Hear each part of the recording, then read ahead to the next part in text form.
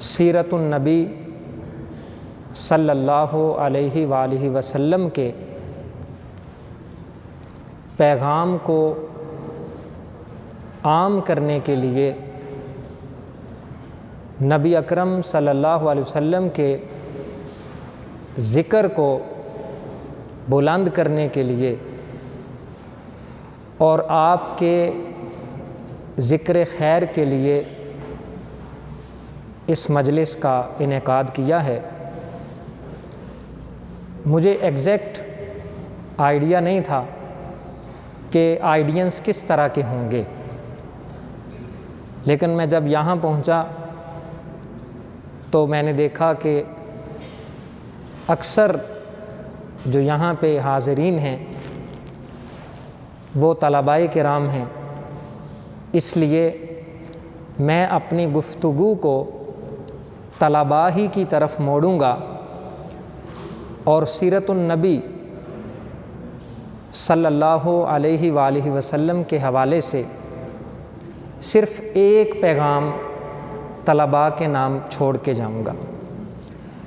اس لیے طلباء سے میری گزارش ہے کہ یہ جو 20-25 منٹ کی گفتگو ہوگی، کوشش کریں اس کو پوری توجہ سے سنیں اور پھر اس کو سمجھنے کی کوشش کریں، اس کو اپنی عملی زندگی میں اپلائی کرنے کی کوشش کریں۔ اور مجھے پورا یقین ہے، چونکہ میں بھی آپ ہی کی طرح انہی نشستوں پر بیٹھا کرتا تھا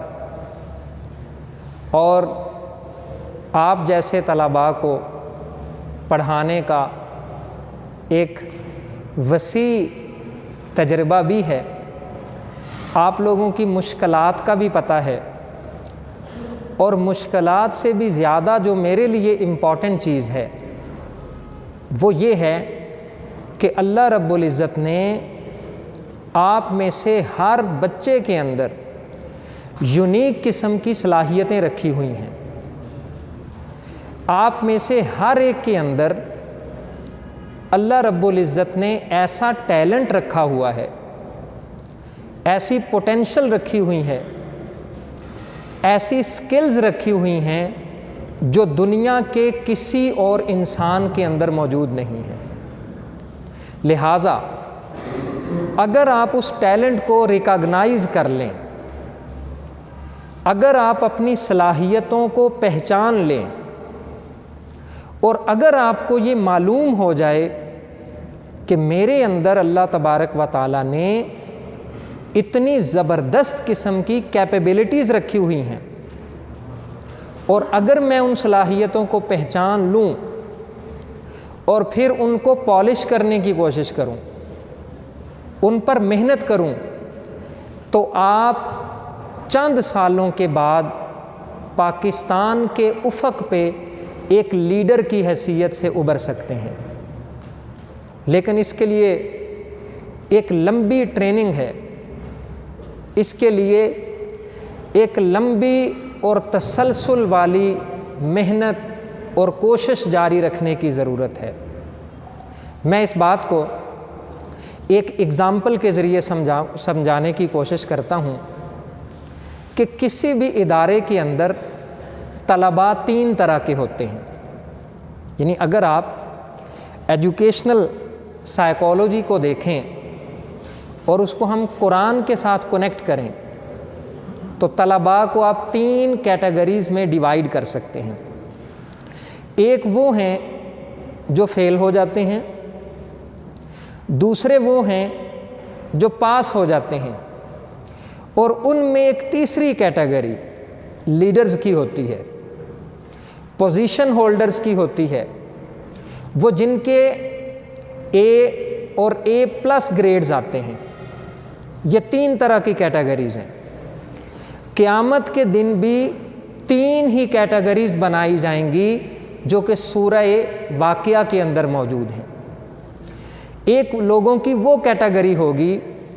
جو وہاں پہ پاس ہوں گے، ان کے اعمال صالحہ زیادہ ہوں گے ان کو اصحاب المیمنہ کہا جاتا ہے۔ سورۃ الواقعہ آیت نمبر 8 اللہ تبارک و تعالیٰ ارشاد فرماتا ہے فَأَصْحَابُ الْمَيْمَنَةِ مَا أَصْحَابُ الْمَيْمَنَةِ، یہ دائیں طرف والے لوگ ہیں، یہ وہ خوش نصیب ہیں جو امتحان کے اندر پاس ہو گئے ہیں۔ اصحاب المیمنہ۔ اگلی آیت میں فرمایا سورۃ الواقعہ ورس نمبر 9 وَأَصْحَابُ الْمَشْأَمَةِ مَا أَصْحَابُ الْمَشْأَمَةِ، یہ وہ کیٹیگری ہے، دوسری کیٹیگری، کہ جن کے دنیا کے اندر ایمان اور اعمال درست نہ تھے، وہ بے ایمانی اور بد اعمالیوں کی وجہ سے آج بائیں طرف کھڑے کیے گئے ہیں، یعنی وہ فیل ہو گئے ہیں، وہ ناکام ہو گئے ہیں۔ یہ دوسری کیٹیگری ہے۔ اور جس طرح دنیا میں ایک پوزیشن ہولڈرز کی کیٹیگری ہوتی ہے، ایسے ہی کچھ خوش نصیب آخرت میں بھی لوگ ہوں گے جنہیں کہا جائے گا والسابقون السابقون۔ یہ وہ لوگ ہیں جو ایمان اور اعمال صالحہ کے ہر کام کے آگے آگے اور پیش ہوا کرتے تھے۔ یہ وہ لوگ تھے جنہوں نے اپنی آخرت کو سنوارنے کے لیے اپنی جان لڑا دی تھی۔ اگر اللہ کی راہ میں جہاد کی بات آتی تھی تو یہ اپنی جان پیش کر دیتے تھے۔ اگر اللہ کے راستے میں خرچ کرنے کی باری آتی تھی تو یہ خرچ کرنے میں آگے ہوتے تھے۔ اگر ہم یہ چاہتے ہیں، اب میں اپنے موضوع کی طرف آتا ہوں، اگر آپ لوگ یہ چاہتے ہیں کہ ہم دنیا کے اندر بھی لیڈر بنیں اور پھر آخرت کے اندر بھی ہمارا شمار ان لوگوں میں ہو جن کو قرآن کہتا ہے والسابقون السابقون اولئک المقربون، یہی لوگ ہیں جو مقرب ہیں، جن کو آج اعلیٰ انعامات سے نوازا جائے گا، تو اس کے لیے ضروری ہے کہ ہم نبی اکرم صلی اللہ علیہ وسلم کی سیرت کا مطالعہ کریں۔ آپ تھوڑا غور کریں کہ جن لوگوں نے ابتدا میں اسلام قبول کیا تھا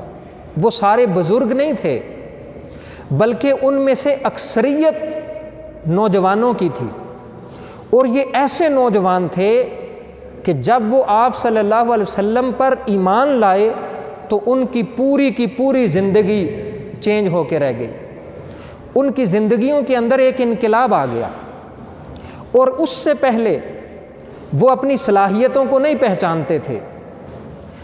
اللہ نے جو ان کو صلاحیتیں دے رکھی تھیں ان کا استعمال غلط کرتے تھے، لیکن جب ان کو ڈائریکشن ٹھیک مل گئی، جب ان کو نور نبوت سے ہدایت ملنا شروع ہو گئی، جب ان کو قرآن مجید سے روشنی ملنا شروع ہو گئی، اب ان کی ڈائریکشن ٹھیک ہو گئی۔ اور پھر آپ دیکھیں انہی میں سے حضرت عبداللہ بن مسعود رضی اللہ تعالیٰ عنہ اتنے بڑے فقیہ بنے، ان میں سے حضرت خالد بن ولید رضی اللہ تعالیٰ عنہ دی سورڈ آف اللہ آلمائٹی، جنہیں سیف اللہ کا لقب دیا گیا، اللہ کی تلوار کا لقب دیا گیا۔ اور یہ جب سلسلہ آگے بڑھا تو انہی میں سے ایک طارق بن زیاد تھے جنہوں نے اسپین کو فتح کرنے کی بنیاد رکھی۔ انہی میں سے ایک محمد بن قاسم تھے جنہوں نے 17 سال کی عمر میں سندھ کو آ کے فتح کیا۔ تو یہ کون لوگ تھے؟ یہ آپ ہی کی طرح نوجوان تھے جنہوں نے اپنے ٹیلنٹ کو، اپنی صلاحیتوں کو، اپنی سکلز کو ریکگنائز کیا اور پھر صراط مستقیم پہ چلنا شروع کر دیا۔ ہمارا آج کا مسئلہ یہ ہے کہ ہمارے نوجوانوں کے پاس کوئی ڈائریکشن نہیں ہے، وہ ڈائریکشن لیس زندگی گزار رہے ہیں، ان کا کوئی اسکیجول نہیں ہے، لائف کے اندر کوئی ڈسپلن نہیں ہے، کھانے پینے، غیر سنجیدہ کاموں، سوشل میڈیا کے اوپر وقت ضائع کرنا، پارٹیاں انجوائے کرنا، گپیں مار کے ٹائم ضائع کرنا، اگر آپ ان ویلیوز کے ساتھ زندگی گزاریں گے تو پھر یاد رکھ لیں، کسی خوش فہمی کے اندر نہ رہیں کہ پھر دنیا کے اندر بھی ناکامی ہے اور آخرت کے اندر بھی ناکامی ہے۔ بھلا اس امت کے فضیلت کا اندازہ کیا جا سکتا ہے کہ جس کے پاس نبی اکرم صلی اللہ علیہ وسلم جیسا رسول ہو، جن کے پاس قرآن مجید جیسی کتاب ہو، اور جن کے پاس صحابہ کرام جیسے عظیم ستارے اور لیڈر ہوں، وہ امت کیسے زوال کا شکار ہو سکتی ہے؟ وہ امت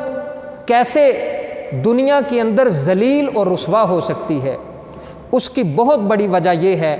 کہ ہم اپنی زندگی کا کوئی مقصد متعین نہیں کرتے۔ تو میری آپ لوگوں سے گزارش ہوگی کہ آج سے ہی یہ عہد کریں کہ ہم انشاءاللہ ایک لیڈر کی حیثیت سے دنیا کے اندر اپنا لوہا منوائیں گے، لیکن اس کے لیے وہ جو ویلیوز چاہیے، محنت چاہیے ہوگی، صبر چاہیے ہوگا، برداشت چاہیے ہوگی، تحمل مزاجی چاہیے ہوگی، کنسسٹنسی چاہیے ہوگی، ویژن مینجمنٹ چاہیے ہوگا، اسٹریٹجک پلاننگ چاہیے ہوگی، کریٹیکل تھنکنگ چاہیے ہوگی، ڈیٹا انالیسز آنا ہوگا، اس میں والدین کی ساتھ دعائیں چاہیے ہوں گی، اس میں اساتذہ کا احترام چاہیے ہوگا، اس میں اپنے سیلف کنٹرول چاہیے ہوگا، اپنی ایموشنز کو کنٹرول کرنا، غصے کو کنٹرول کرنا، حسد سے نجات حاصل کرنا، تکبر کو پیچھے چھوڑنا، اپنے اندر ہیومینٹی پیدا کرنا، ہمبلنس پیدا کرنا، گریٹیٹیوڈ پیدا کرنا۔ جب آپ ان ویلیوز کے ساتھ آئیں گے اور ادھر آپ کا کنیکشن اللہ کے ساتھ بھی مضبوط ہوگا نماز کی شکل میں، آپ اللہ سے دعائیں کر رہے ہوں گے ذکر اور دعا کی شکل میں، آپ اللہ کے سامنے اپنے مقاصد رکھ رہے ہوں گے دعائے استخارہ کی شکل میں، اور آپ کا رہنما قرآن مجید ہوگا، اور آپ کے سامنے آئیڈیل شخصیت نبی اکرم صلی اللہ علیہ وسلم کی ہوگی، تو پھر یاد رکھ لیں آپ کو کوئی روک نہیں سکتا شیر بننے سے، آپ کو کوئی روک نہیں سکتا لیڈر بننے سے، آپ کو کوئی روک نہیں سکتا ایک ریفارمر بننے سے، اور آپ کو کوئی روک نہیں سکتا ایک پازیٹیو رول پلے کرنے والا دنیا کے اندر بڑا آدمی بننے سے۔ لیکن ان ویلیوز کا ہونا ضروری ہے۔ سو پریکٹیکلی میں آپ کو صرف 2 باتیں بتا کے اجازت چاہوں گا کہ آج جا کے 10 منٹ کے لیے بیٹھ جائیں اور سوچیں کہ اللہ رب العزت نے مجھے دنیا میں کیوں بھیجا ہے، اور میں کیسی زندگی گزار رہا ہوں، مجھے کیا کرنا چاہیے، میرے اندر کیا کیا صلاحیتیں ہیں، میری کمیونیکیشن سکل کیسی ہے، میرا کریٹیکل تھنکنگ کیسی ہے۔ ابھی آپ کے اوپر ذمہ داریاں نہیں پڑیں، ابھی آپ نے رشتہ داریاں نہیں دیکھیں، ابھی آپ نے فیملی سسٹم کو لے کے چلنا ہے، ابھی آپ نے اپنی پریکٹیکل لائف میں داخل ہونا ہے۔ So this is the right time to develop your personality, this is the right time to become a good positive and superior leader in the society. اگر ابھی سے آپ محنت شروع نہیں کریں گے، ابھی سے اپنی زندگی کا کوئی ہدف اور مقصد طے نہیں کریں گے، تو پھر یاد رکھ لیں کہ دنیا میں بہت سارے ایسے لوگ ہیں کہ روزی روٹی تو وہ بھی کما رہے ہیں، لیکن وہ کوئی دنیا کے اندر پازیٹیو رول نہیں پلے کر رہے۔ تو پہلا کام یہ کریں کہ آج سے اپنی زندگی کا کوئی مقصد طے کر لیں، اس طرح طے کریں کہ جس طرح عبدالستار عیدی نے مقصد ایک طے کیا تھا کہ میں نے ہیومینٹی کی خدمت کرنی ہے، ایسا مقصد بنائیں کہ میں نے اگر وکالت کے شعبے میں جانا ہے تو میں نے لیول آف ایکسیلنس تک جانا ہے، اگر میں نے کوئی بزنس مین بننا ہے تو اس میں نے ایسا بزنس مین بننا ہے کہ جس میں اسلام، امت مسلمہ اور پاکستان کی خدمت کر سکوں۔ اگر میں نے ہائر ایجوکیشن کی طرف جانا ہے تو اپنا گول سیٹ کریں کہ آج سے میں نے یہ تہیہ کیا ہے کہ اس سبجیکٹ کے اندر میں نے نوبل پرائز ون کرنا ہے۔ اگر آپ نے کوئی اور شعبہ چوز کرنا ہے تو اس میں جو لیول آف ایکسیلنس ہے وہاں تک جانے کا آج سے تہیہ کر لیں۔ اور دوسری اہم چیز یہ کریں گے یا نہیں جی؟ اور دوسری اہم چیز وہ ہے، ایک ٹیکنیک بتا رہا ہوں کہ کیسے آپ اس مقصد پہ پھر فوکس رہیں گے، کیونکہ ہم وقتی موٹیویٹ ہو جاتے ہیں۔ یہ ہماری پوری قوم کا مسئلہ ہے کہ ہم وقتی نعرے بھی لگاتے ہیں، موٹیویٹ بھی ہو جاتے ہیں اور چیزوں کو شروع بھی کر لیتے ہیں، لیکن بعد میں آہستہ آہستہ وہ لیول آف موٹیویشن کم ہو جاتا ہے، اس کسی بھی کام کے اندر تسلسل نہیں رہتا۔ ایکسرسائز شروع کریں گے، پہلے ہی دن 5 کلو والے ڈمبل اور ہیوی ویٹ اٹھانا شروع کر دیں گے، 2 دن اٹھا کے بستر پہ چلے جائیں گے، اس کے بعد کبھی بھی ایکسرسائز نہیں کریں گے۔ ڈسپلنڈ بنیں گے، اسکیجول بنائیں گے، ہفتہ چلے گا پھر چھوڑ دیں گے۔ نماز شروع کریں گے، 4-5 دن پانچوں پڑھیں گے، اس کے بعد پھر وہی روٹین چلی پیچھے والی پلٹ آئے گی۔ قرآن مجید شروع کریں گے، اس میں بھی یہی حال ہے۔ تو کیسے آپ اپنے آپ کے اندر کنسسٹنسی کیسے لے کے آئیں، کہ تسلسل کیسے لے کے آئیں، استقامت کیسے لے کے آئیں؟ قرآن مجید تو اس سے بھی اگلے لیول بیان کرتا ہے کہ ان الذین قالوا ربنا اللہ ثم استقاموا تتنزل علیہم الملائکہ، کہ جو لوگ اللہ تبارک و تعالیٰ پر کامل ایمان لے آتے ہیں اور پھر اس پہ ڈٹ جاتے ہیں، ان دنیا کی کوئی چیز، دنیا کا بڑے سے بڑا فائدہ، دنیا کی بڑے سے بڑی منفعت، بڑے سے بڑا میٹیریل بینیفٹ ان کے ایمان کے اندر ذرا سا ارتعاش پیدا نہیں کر سکتا، ان کے ایمان کو ہلا نہیں سکتا۔ ان کی ویلیوز اتنی اسٹرانگ ہوتی ہیں کہ وہ بڑے سے بڑا فائدہ حاصل کرنے کے لیے اگر انہیں چھوٹا سا جھوٹ بولنا پڑے تو وہ کبھی جھوٹ نہیں بولیں گے۔ تو ان ویلیوز کو مینٹین کیسے رکھا جائے، کیسے ان پہ مستقل مزاجی کے ساتھ عمل کیا جائے، لائف کے اندر استقامت کیسے لے کے آیا جائے، تو اس کے لیے میں آپ کو ایک ٹیکنیک بتا دیتا ہوں۔ اس ٹیکنیک کو آپ نے یاد رکھنا ہے اور فالو کرنے کی کوشش کرنی ہے۔ This technique is called PMA technique. کون سی ٹیکنیک ہے یہ؟ PMA۔ آپ نے یہ لفظ سنا ہوا ہے PMA؟ یہ کس کا ایبریویشن ہے؟ پاکستان ملٹری اکیڈمی، کاکول، جہاں پہ کیڈٹس کو ٹریننگ دی جاتی ہے، آرمی آفیسرز کو ٹرین کیا جاتا ہے۔ تو یہ میں نے ایک سمپل ایبریویشن بنایا ہوا ہے PMA۔ PMA کیا ہے؟ وہ جو آپ نے ویژن، وہ جو آپ نے اپنی زندگی کا گول سیٹ کیا ہے، آج جو جا کے کرنا ہے آپ لوگوں نے، وہ آپ نے جو مقصد حیات طے کیا ہے کہ میں نے یہ بن کے دکھانا ہے اور میں نے ان ویلیوز کے ساتھ، ان اخلاقی قدروں کے ساتھ یہ ویژن اچیو کر کے رہنا ہے۔ اب اس ویژن کو کنسسٹنسی کے ساتھ اس پہ محنت کیسی کی جائے، تو اس کے لیے ہے PMA۔ P for planning. جب آپ صبح اٹھیں، سب سے پہلا کام جو آپ کریں وہ یہ ہے کہ اپنے پورے 24 آورز، یعنی صبح سے لے کے اگلے دن صبح تک، یہ 24 گھنٹے جو ہیں ان کو آپ پلان کریں، ان کا ایک اسکیجول بنائیں، ان کا ایک ٹائم ٹیبل بنائیں، ان کی ایک روٹین بنائیں۔ وہ یا تو آپ پیپر پہ شروع کے دنوں میں بنا سکتے ہیں، اور اگر پیپر پہ ویسے بنائیں تو زیادہ بہتر ہے۔ میں پرسنلی آپ کو بتانا چاہوں گا کہ میں خود یہ کام کرتا ہوں، اس لیے آپ کو بتا رہا ہوں۔ اس کو آپ پیپر پہ ڈرا کریں،